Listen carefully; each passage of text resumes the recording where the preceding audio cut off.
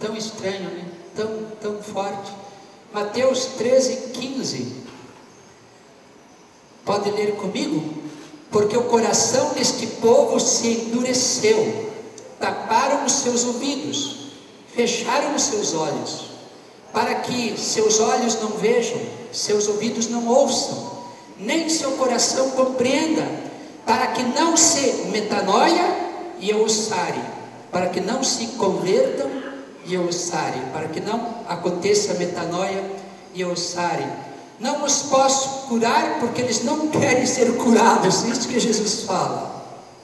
Recusar metanoia, recusar esse toque da graça, é recusar ser curado, é recusar ser um liberto em Jesus, não é? O coração desse povo se endureceu, taparam os seus ouvidos, fecharam os seus olhos. 3 verbos fortes, repite comigo: endureceu, taparam e fecharam. E agora, endurecidos, tapados e fechados. Que graça, não?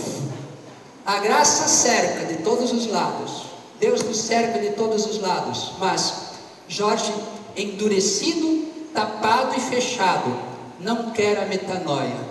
Ou Jorge pode dizer: sim, eu aceito, trabalha-me com tua graça, trabalha com tua graça.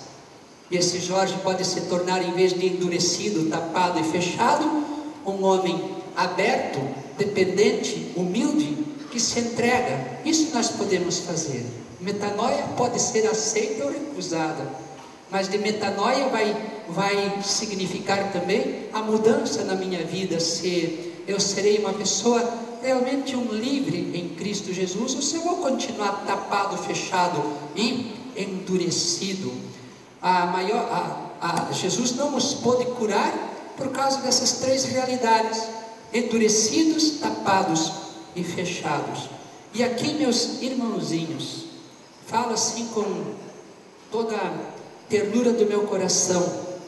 Jesus pode fazer uso de uma coisa muito ruim que está acontecendo na sua vida, para a metanoia acontecer. Jesus pode estar fazendo uso daquela tribulação que você está passando, para fazer esta graça acontecer no íntimo. Jesus pode fazer uso desta doença, desta enfermidade, desse problema, dessa dificuldade, ou do seu próprio pecado, da sua própria burrada que cometeu na vida, para acontecer essa mudança dentro de você. O grande segredo de nós sermos vitoriosos em Cristo, tendo bom ânimo, eu venci o mundo, é a gente dar um jeito de se entregar a Jesus no meio do Calvário, no meio da peleja da vida. Dar um jeito de se entregar a Ele, dar um jeito de se oferecer a Ele, dar um jeito de se render a Ele.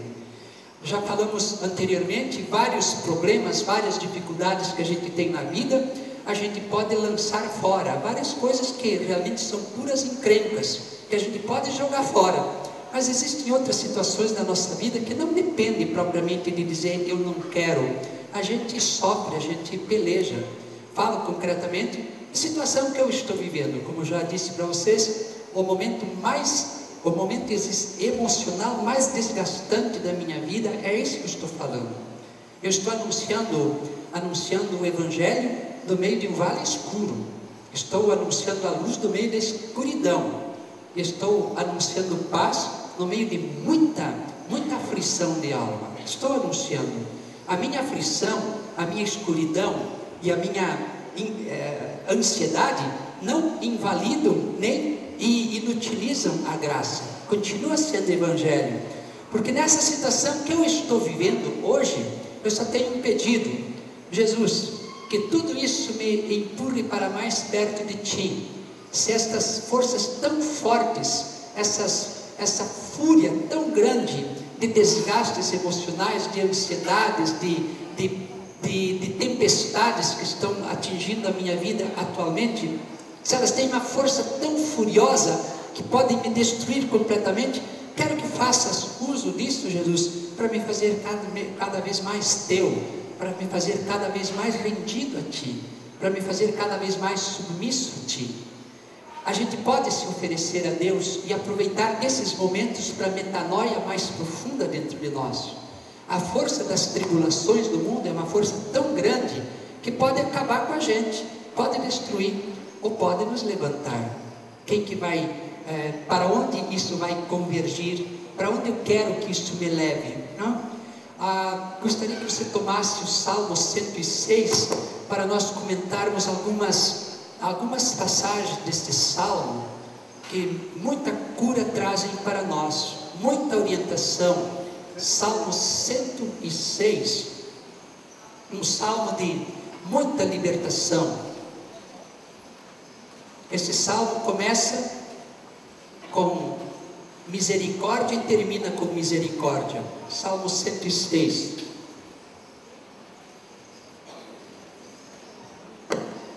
No versículo 1, diz assim: louvai ao Senhor porque Ele é bom, porque eterna é a sua. Dai graças ao Senhor porque Ele é bom. E o último versículo fala: quem é sábio para julgar essas coisas e compreender as misericórdias do Senhor? Entre esses dois abraços de misericórdia estamos nós com a nossa choradeira, estamos nós com as nossas pelejas. Dai graças ao Senhor porque Ele é bom. Dai graças ao Senhor porque Ele é bom. E aí o salmista descreve uma série de situações muito desgastantes, muito estressantes. Começa com misericórdia, termina com misericórdia, e no meio estamos nós. Nesse salmo há uma sequência muito bonita de 4 palavras. Repete comigo: crise, clamor, libertação, louvor. Crise, clamor, libertação e louvor. É isso que acontece. Primeira crise, versículo 4, é a crise de alguém que está perdido no deserto. O deserto não mata só porque lá não tem água e nem alimento, mas sobretudo por falta de caminho, por falta de estrada. Não existe estrada aberta no deserto. A areia cobre tudo, o vento cobre os caminhos. O que mais desgasta no deserto não é propriamente a falta de água, mas é a falta de saídas. A pessoa não sabe para onde ir. Miragens para tudo quanto é lado, porque desaparecem os caminhos, desaparecem as estradas. Assim a gente se enfia de vez em quando em certos trechos da nossa vida que a gente não sabe para onde ir. Não há caminhos, não há rastros, não há sinais. Deserto é uma palavra muito forte na vida de qualquer discípulo de Jesus. Crise de deserto. Veja versículo 4 e 5. Erravam na solidão do deserto, sem encontrar caminho de cidade habitável. Consumidos de fome e de sede, sentiam desfalecer-lhes a vida. Crise de alguém que está perdido, sem saída, sem direção, está ainda faminto e sedento e sozinho, na solidão do deserto. É uma verdade, uma pessoa que está enfrentando uma dificuldade, por mais acompanhada que esteja, ela sempre está sozinha. É uma experiência única. Quando uma pessoa está vivendo uma doença, por mais que esteja acompanhada, sempre é uma experiência solitária. É a pessoa que está enfrentando. Então, é a experiência da solidão, de deserto, ausência de saídas, ausência de água, ausência de pão. Bota a crise nisso, bota a crise. Aí vem então o clamor, versículo 6. Em sua angústia, clamaram então para o Senhor. Aí vem a libertação. E Ele os livrou de suas tribulações e os conduziu pelo bom caminho para chegarem em uma cidade habitável. Daí vem o louvor. Agradeçam ao Senhor por sua bondade e por suas grandes obras em favor dos homens, porque dessedentou a garganta sequiosa e cumulou de bens a que tinha fome. Repete comigo: crise, clamor, libertação e louvor. Ah, que coisa maravilhosa. Quando a crise se transforma em clamor, já não é mais só crise, é uma crise rezada, é outra coisa, é outra coisa, é outra coisa. Uma crise pode ser só uma crise, mas pode ser uma crise rezada. E uma crise rezada não é pouca coisa, gente. Já é uma crise exposta à graça, exposto ao amor de Deus, ao olhar de Deus. Um câncer, quando rezado, já não é mais só câncer, é um câncer rezado, é um câncer exposto ao olhar de Deus, exposto à cura, exposto à graça, ao tratamento.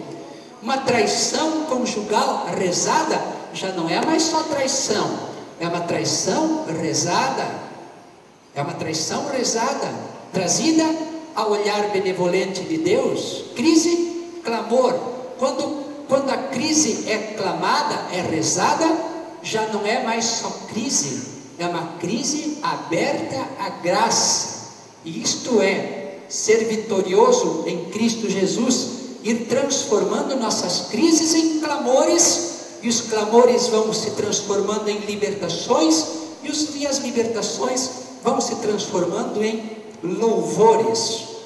Aí vem uma outra crise de alguém que está morrendo, e as palavras que aparecem aí são fortes. Aparece sombra e aparece treva. São experiências bastante pessoais, de alguém que está morrendo, trevas e sombra.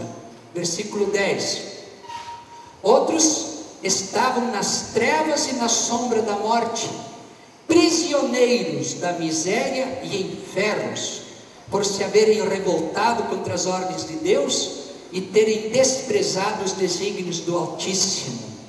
Pelo sofrimento lhes humilhara o coração, sucumbiam sem que ninguém os socorresse. Bota crise nisso.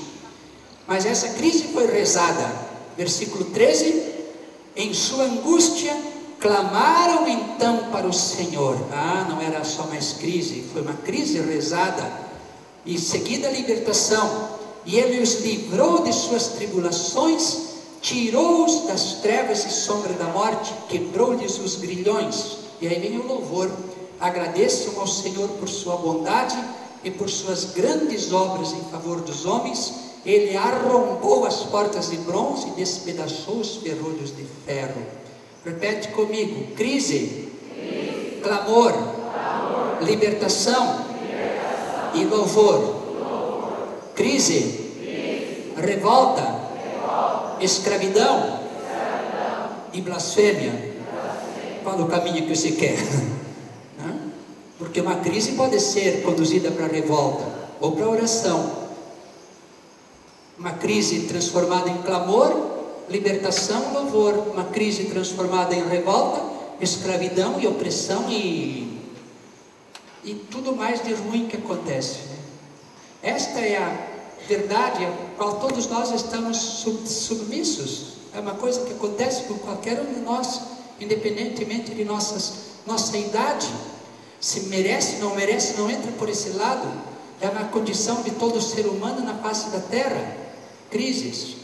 Havia um tempo que eu ficava muito bravo com as crises. Depois eu comecei a perceber que é só nas crises que a gente cresce. As crises nos fazem buscar. Se não fosse a crise da sede, como eu beberia água? Não fosse a crise do sono, quando eu iria dormir? Não fosse a crise da fome, como que eu iria me alimentar? A crise não faz parte do problema. A crise já é o primeiro passo da solução. Se você está numa crise, você já não está vivendo num problema, já é o primeiro passo de uma solução, porque é o primeiro passo da libertação. É a dádiva da crise, para nos fazer buscar algo novo. Aí vem uma outra crise de burrada pura, que às vezes a gente entra em crise por burrada mesmo, não sabe de onde tiramos aquelas coisas. Entramos em certas situações, certas encrencas, que depois a gente pensa: puxa vida, como eu fui fazer essa burrada? Como eu fui fazer?